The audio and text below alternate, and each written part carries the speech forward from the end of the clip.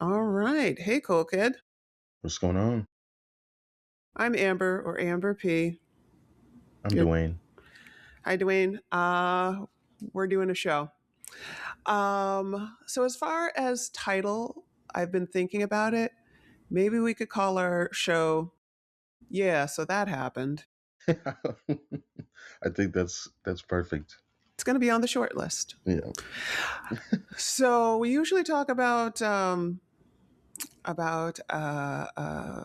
wrestling and stuff, which we will today, but we're not going to limit ourselves. In Mm-mm. any case, why don't you tell us what we watched? Yeah. So we watched the chaotic wrestling. Uh, I don't know what town it was, but I'm just gonna say Boston edition. Um, I, Malden.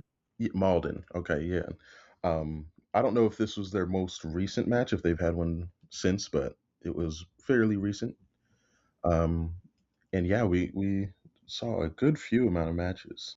Yeah, so I went in person. I'm in Hmm. Boston. Don't stalk me. And Dwayne is in Hotlanta. Yeah. And yeah, so I went in person, and he watched the same amount of. Uh, I almost said episodes, the same amount of matches because I left early. Mm. So we have thoughts. Yeah. So do you, I don't even know where to start. I have a list of notes. I don't know. Tell me your thoughts. Yeah.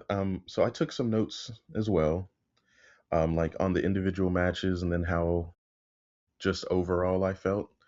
Um, so one thing I wrote down was in all of the matches, I noted this thing I would just call slow wrestling, where the slow wrestling made everything seemed overly rehearsed. Like, because come on, if you're watching this podcast, we know wrestling ain't the most realist sport. It's a show, right?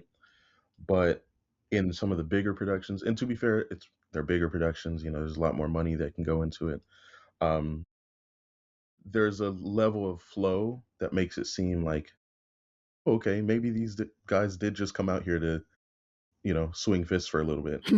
But a few of the matches, I was like, okay, one guy would wait too long for like another move to get set up, and it's like, okay, you're just helping him do what he's about to do.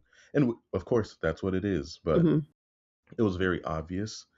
Um, um, and a lot of the big momentum moments seemed wasted because of this, said slow wrestling. It would, I can't remember exactly who, I think it was the big cheese. The big cheese was throwing around this little Latino real guy all around all around the ring. And then he had like a big momentum moment. The crowd was on his side. Everybody's cheering for him.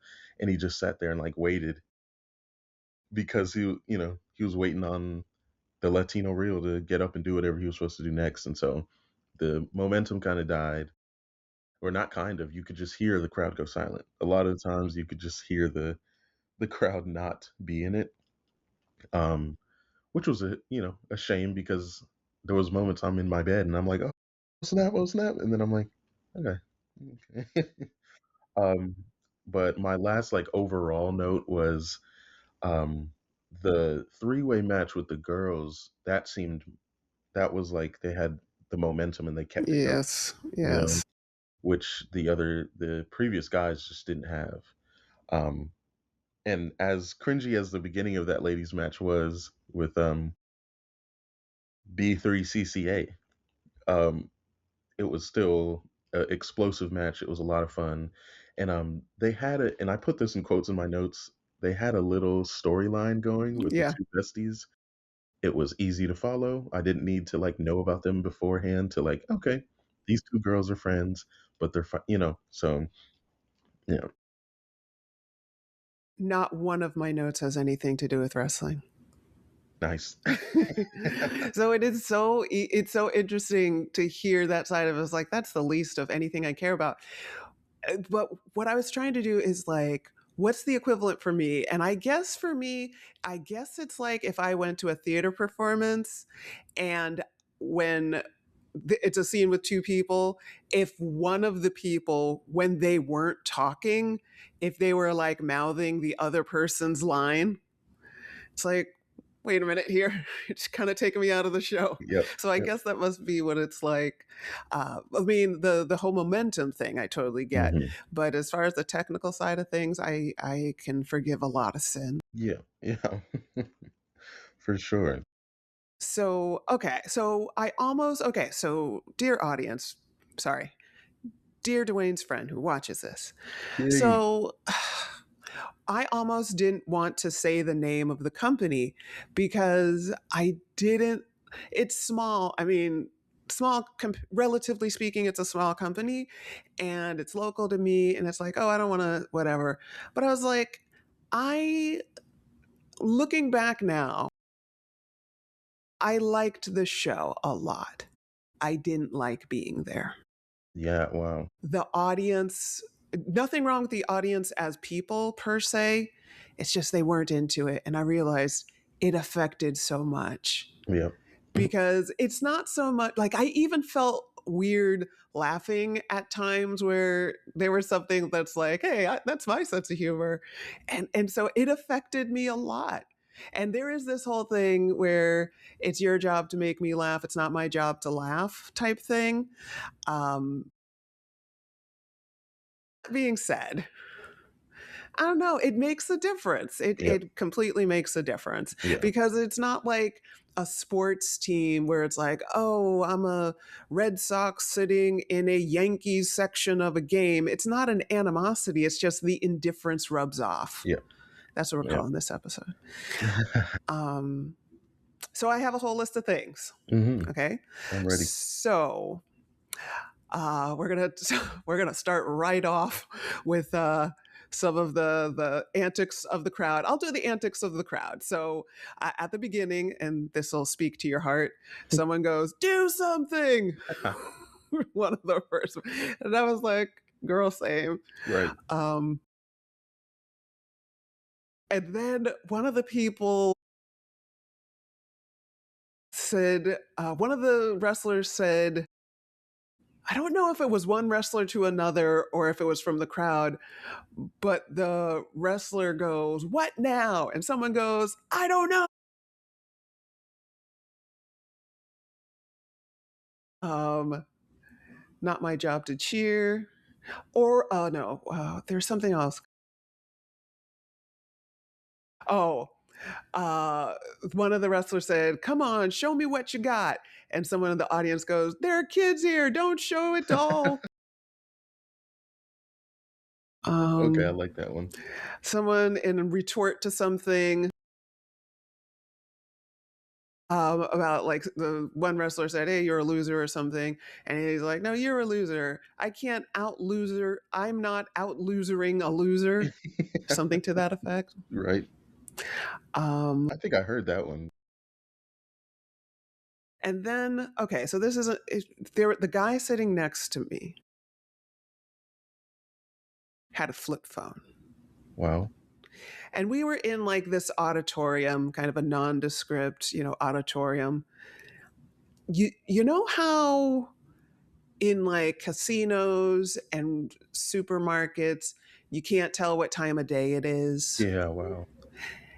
In that room, for maybe, I would say 2.5 seconds, I was like, did I go back in time? Yeah. No, I can absolutely see that. Absolutely. Yeah, just looking on, look, I was like, then I was like, no, Right. that's impossible? Question mark. No, I could see that. Even some of the way that some of the audience members were dressed, I was like, that's a baggy polo over some cargo pants. This Yeah, was like 2006. yeah, So seeing a flip phone would have tripped me out. yeah. No shade. I mean, it had a Of course. camera. Good on Okay. him. Yeah. Cutting edge. Motorola. Yeah. Um, okay, so now I'll go down my notes in order. So the first guy comes out. Okay, so the theatrics start right from jump. Hmm. One guy gets on stage and he's a heel, and then the next guy comes on stage and he's a heel, which was weird. Yep. I It's one of those things like when you the commentators on the big shows, they'll talk about like the YouTubers, not the commentators, Hmm. and reviewers and stuff. They'll talk about, oh, you got two heels versus each other, you got two baby faces versus each other. This isn't going to work. This is what they're talking about. Like when it's Roman Reigns versus Seth Rollins, it's like, well, which one's the heel? That whatever Hmm. that works. But this, because the crowd was the fourth member, or so to speak, the fifth member, so to speak. Um, it was weird when because like we said with the AEW show, they were animated in how much they didn't like certain people.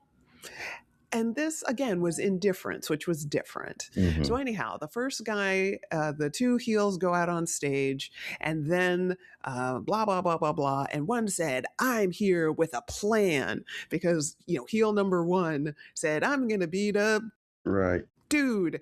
And then heel number two is like, "Oh, that's what you think, but I got a plan." And then you hear this thumping around backstage. And then the guy who heel number one thought he was going to fight comes stumbling out with blood, in quotes, all Hmm. over him. Y'all, I was low key a little bit nervous.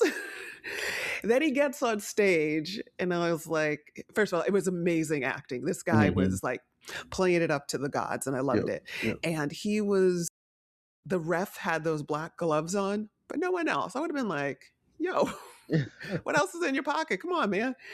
And then I saw the quote blood. Okay. Hmm. Fair enough. I'm glad it's better than is it called blading, what they do where they cut themselves for real? Well, I'm not sure, but I knew that that happens, just to like a little bit so that when it Yeah, gets hit, yeah. exactly. So that is very much not what this was, but the acting Mhm. was spectacular. Yeah, yeah. Um I think that was Amari Chaos, if I yes, yeah, yes. yeah. Um, there was I'm just going to give a shout out to this name, the Breadwinners. The Breadwinners. That was the name of one of the groups. Yep. They were they were baby faces, so good guys. Um, okay, here's my note. I get antsy when ethnic heels come out Mm, because of the history of wrestling. I feel a little bit weird. I have my ears up.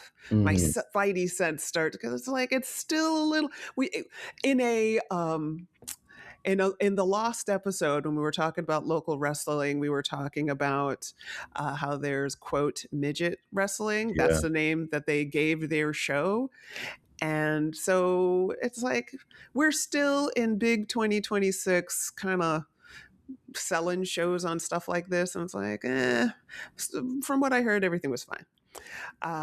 There was one thing that they were doing called aura farming. I just found out that that's a thing. Like I've known what it was. I didn't know it had a name. Do you right. know what aura farming is? Yes, I do. The art or practice of trying to be or successfully being overly cool or uh I think that's the easiest way for me to explain it. Interesting. Mhm. I thought that what it was referring to is kind of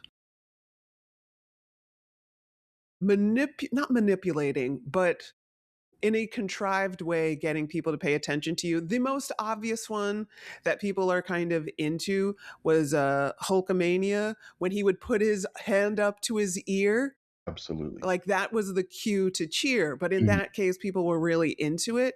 But other people, you'll see it at shows when they're like, come on, come on. And they'll like move their hands up, basically mhm. cheer me now.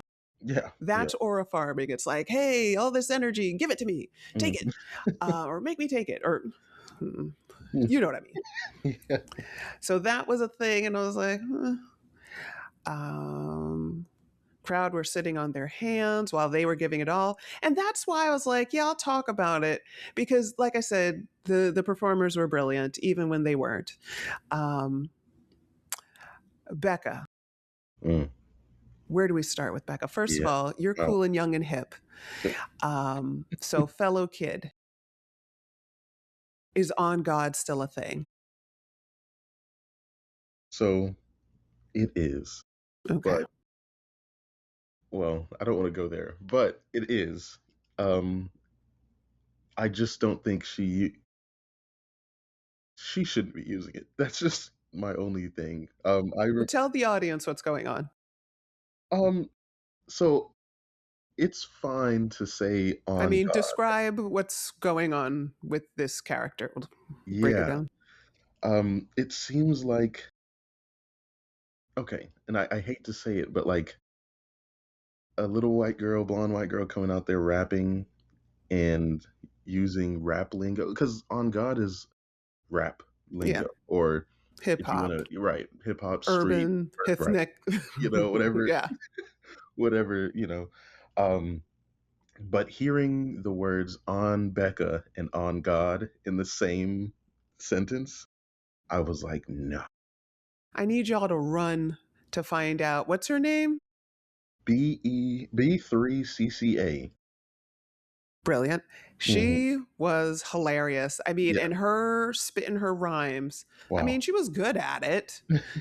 She wasn't stumbling or nothing. Yeah. And when they messed up her music, she made them run it back. Yeah. She went right back in the curtain. Yeah, she was like, she was not here for play play. Yep. Do not mess with her. Like her rap was priceless. Hmm. Talking about her hot bod Yep. on God. She dropped a line about being fertile. Okay. I have notes on that, and I wrote simply, her eggs are what? And I don't know if you could hear the announcer during the match, No, I but couldn't. yeah, one of the other girls she was fighting, it was like either Paris Van Dale or Shannon Lavange, kicked her in the stomach, and the announcer goes, "Wait, no, she's fertile." Oh my God. I wish I could have heard the Oh announcers. my goodness. Yeah, that was and another note I wrote, I said, "Oh, she's performing the entire song?" Yeah. Yeah. Yeah, but it was again with the ladies, like it told me very quickly who she was. Hmm.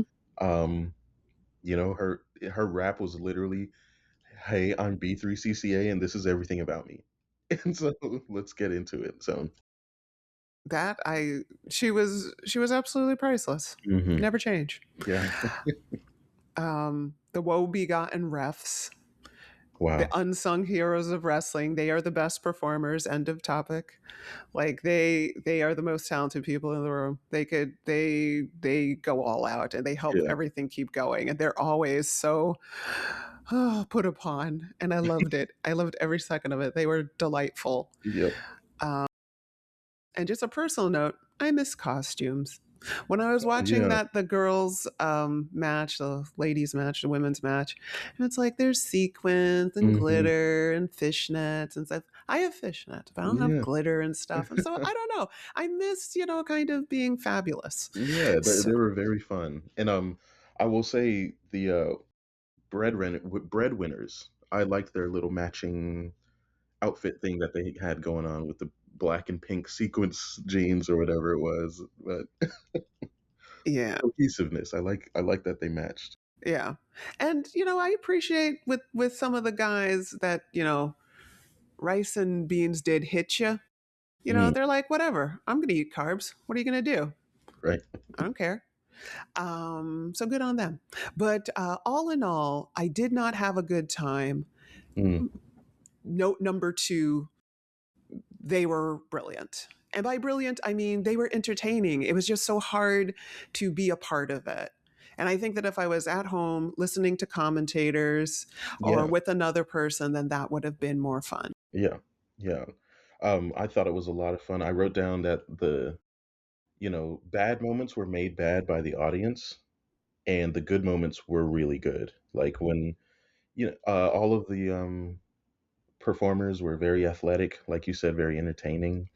Um, but when quote unquote something went bad, the Hmm. audience made it very, very apparent, and I say went bad, but like it could just be a slow moment or something in transition, and the audience, like you said, is indifferent. It's not like there was Yes. boos. Like it would be Yeah. better if they were booing or some.